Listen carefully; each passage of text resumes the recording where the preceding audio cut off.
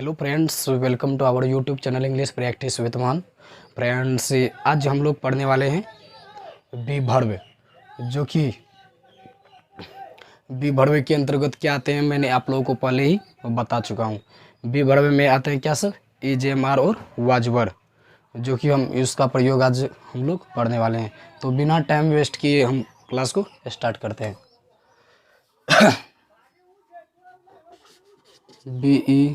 B verb,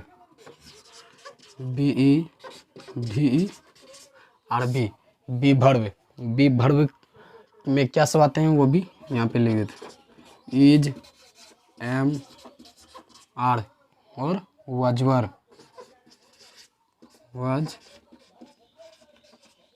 WE RE, is, am, are, was वर।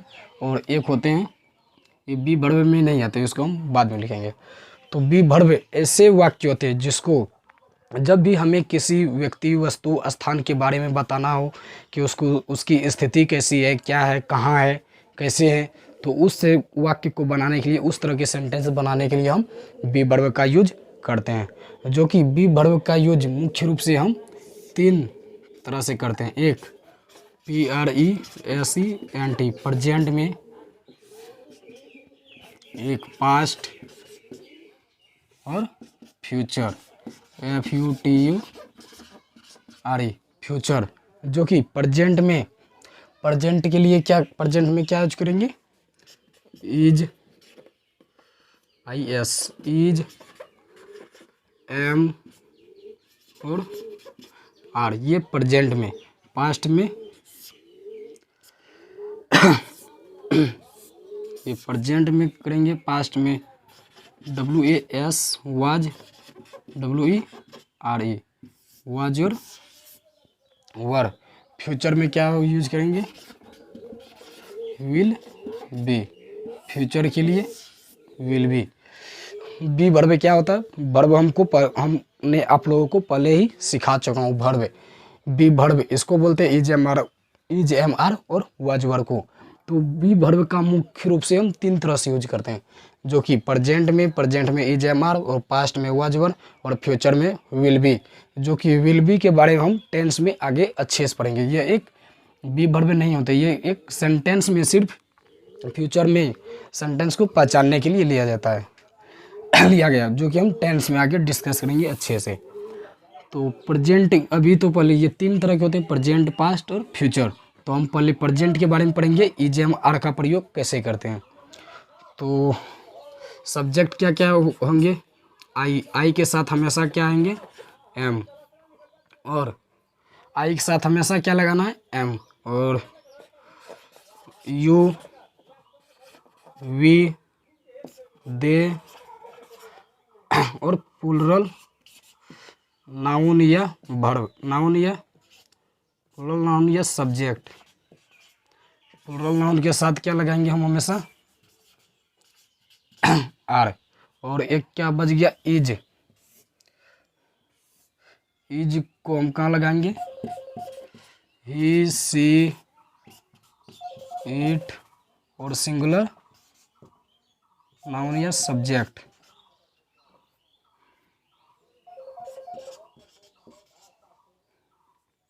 इसके साथ क्या लगाएंगे हमेशा, इज।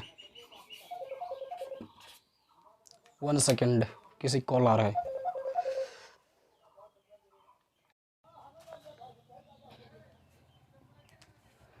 तो उम्मीद करते हैं इतना समझ गए होंगे। बी वर्ब में is, am, are, was were आते हैं। जो कि बी वर्ब का प्रयोग हम कहाँ करेंगे, जब किसी व्यक्ति, वस्तु, स्थान की स्थिति या कैसा है, कहाँ है, कैसे है, तो उसको बताने के लिए हम लोग is, am, are, was were का प्रयोग करेंगे। तो इसको मुख्य रूप से तीन तरह से बनाया जाता है, यानी तीन तरह से काम करते हैं, समय को दिखाते हैं। तो पहले प्रेजेंट में इज, एम, आर और पास्ट में वाज वर और फ्यूचर में विल बी। जो कि अब हम पहले पढ़ने वाले हैं प्रेजेंट। उससे पहले प्रेजेंट को पढ़ने वाले हैं, तो उसके लिए हम आई सब्जेक्ट के साथ एम हेल्पिंग वर्ब आएगा, you, we, they, your plural noun या प्लूरल सब्जेक्ट बोल सकते हैं। प्लूरल सब्जेक्ट के साथ हमेशा आर आएगा, और ही, सी, इट और सिंगुलर नंबर या सिंगुलर नाउन या सिंगुलर सब्जेक्ट के साथ सिंगुलर वर्ब आएगा। क्योंकि हम पहले आप लोगों को सिखा चुके हैं कि जैसा सब्जेक्ट रहेगा उसी के हिसाब से वर्ब आएगा। सिंगुलर सब्जेक्ट के साथ सिंगुलर वर्ब और प्लुरल सब्जेक्ट के साथ प्लुरल वर्ब। उसके लिए मैं पहले आई के साथ कौन सा वर्ब आएगा, एम, और वी यू दे के साथ और प्लुरल नंबर के साथ आर, और ही सी इट और सिंगुलर नंबर के साथ सिंगुलर सब्जेक्ट के साथ इज, जो कि मैंने आप लोगों को बता दिया है। तो कोई भी सेंटेंस बनाने के लिए उसका एक स्ट्रक्चर होता है। स्ट्रक्चर मतलब संरचना या फॉर्मूला, सूत्र। तो उसके लिए हम इस तरह के सेंटेंस बनाने के लिए पहले हम स्ट्रक्चर लिखते हैं। SUB subject plus is, am या आर, ये तीनों में कोई एक लगाएंगे। Is am are plus object. उसके बाद subject plus is am are plus not plus object. तो यहाँ तक आप लोग समझ गए होंगे। Subject is am are object. उसके बाद सब्जेक्ट इज एम आर, यानी इज एम आर में से कोई एक ही आएगा, फिर उसके बाद नोट और उसके बाद ऑब्जेक्ट। तो उसके बाद इंट्रोगेटिव यानी एस नो क्वेश्चन बनाने के लिए हमें इज एम आर को पहले करना पड़ेगा। इज एम आर प्लस ये सब्जेक्ट जो है, सब्जेक्ट इधर आ जाएगा, सब्जेक्ट प्लस ऑब्जेक्ट। उसके बाद फिर इसमें भी तो नेगेटिव सेंटेंस हो सकता है, जैसे हम बोलेंगे क्या मैं स्टूडेंट नहीं हूँ, क्या मैं छात्र नहीं हूँ। तो इसके लिए भी हम लिख सकते हैं is am are plus subject plus not plus object. इसके लिए ये स्ट्रक्चर होता है।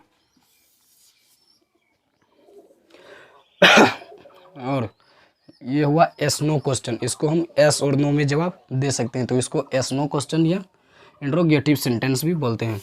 तो एक होते हैं WH वर्ड, WH फैमिली। तो उसके लिए WH को पहले लिखेंगे, WH word plus is am या are plus subject plus object. इसमें भी नेगेटिव हो सकता है, तो पहले हम WH वर्ड तो लिखेंगे ही। उसके बाद इज एम और are, is am are plus subject plus not plus object.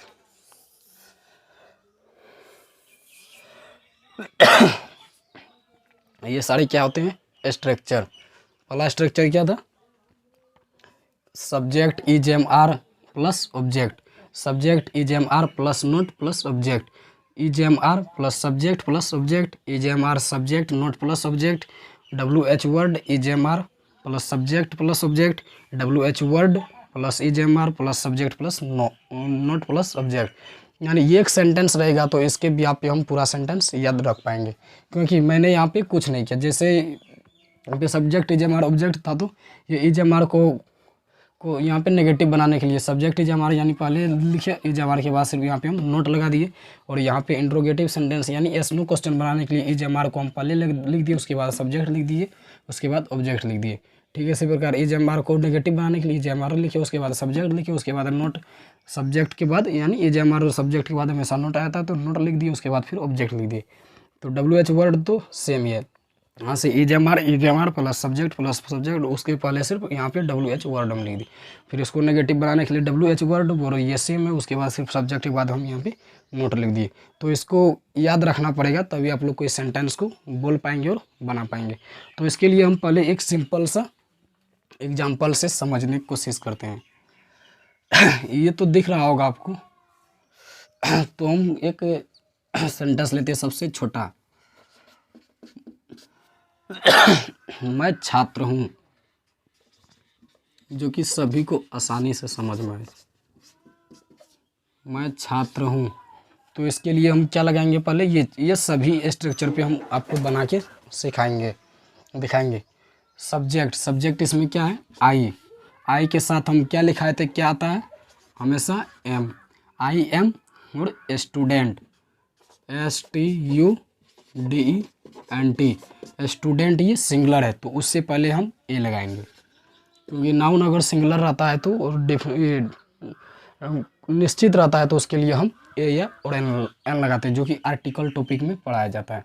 I M a student, अगर मैं एक छात्र हूँ, आई एम ए स्टूडेंट, ऐसे भी तो बोल सकते हैं मैं एक छात्र नहीं हूँ।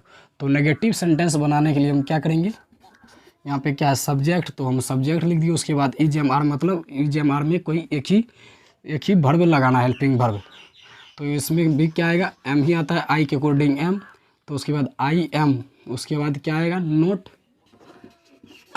उसके बाद a student, object STUDENT, student, ये हुआ मैं एक छात्र नहीं हूँ। तो इसके लिए क्या मैं एक छात्र हूँ, तो इसके लिए हम क्या करेंगे, एम को हम ये जो यहाँ पे है, जैसे यहाँ पे EGMR पहले है, सब ऑब्जेक्ट हेल्पिंग वर्ब, तो हम भी यहाँ पे हेल्पिंग वर्ब पहले लिखेंगे, एम हेल्पिंग वर्ब लिख दी, उसके बाद सब्जेक्ट है, तो सब्जेक्ट क्या है आई, MI, आई यहाँ पे हम छोटे लिखते हैं MI, तो उसके बाद क्या है object MIA, student STUDENT, MIA student. इसमें क्वेश्चन वर्ड भी आता है, इसमें भी आप लोग लिख लीजिएगा, इसमें भी आएगा, इसमें भी और इसमें भी, क्योंकि हम किसी से क्वेश्चन पूछ रहे हैं। तो ये हुआ, तो इसको हम ऐसे भी बोल सकते हैं, मैं छात्र नहीं हूँ, तो उसके लिए एम लगाएंगे, और आई, ये आप लोग देख सकते हैं EGMR, सब्जेक्ट आई लगा दिए, उसके बाद क्या लगाएंगे नोट, उसके बाद क्या आता है ऑब्जेक्ट क्या है ये STUDENT, इसमें भी क्वेश्चन वर्ड आएगा।